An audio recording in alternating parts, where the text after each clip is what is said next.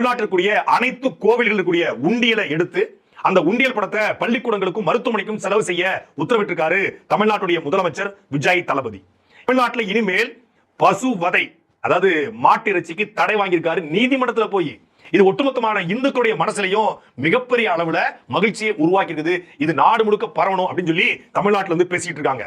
தமிழ்நாட்டுல தனியார் பள்ளிக்கூடத்துல வேலை செய்யக்கூடிய ஆசிரியர்களுக்கு அரசு பள்ளிக்கூடத்துல வேலை செய்யற ஒரு ஆசிரியருக்கு என்ன சம்பளமோ அதே போல சம்பளத்தை கொடுப்பதற்கு உத்தரவிட்டிருக்காரு நம்முடைய தமிழக முதலமைச்சர் தளபதி. ஒரு ஆணோ பெண்ணோ தனியார் மருத்துவமனையில் சிகிச்சை எடுக்கும் பொழுது அவங்க உயிரிழந்துட்டாங்கன்னா அவங்க ஃபீஸே கட்ட தேவையில்லை, விஜய் தளபதியுடைய அரசே ஏற்றுக்கொள்ளும். அதே போல தமிழ்நாட்டிற்குரிய பள்ளிவாசல்கள் மசூதிகள் இருக்கக்கூடிய இமாம்களுக்கு இனிமேல் அரசே மாத சம்பளம் வழங்கும் அப்படிங்கிறதையும் விஜய் தளபதி அறிவிச்சிருக்காரு. அப்படின்னு யாராவது உங்ககிட்ட சொன்னா நீங்க என்ன சொல்லுவீங்க? போடா போடா முட்டா பையில.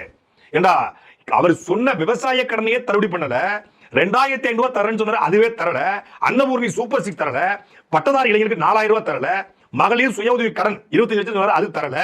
100 நாட்கள்ல 100 பிரச்சனை சட்டம் ஒழுங்கு சீர்கேட தடுக்க முடியல.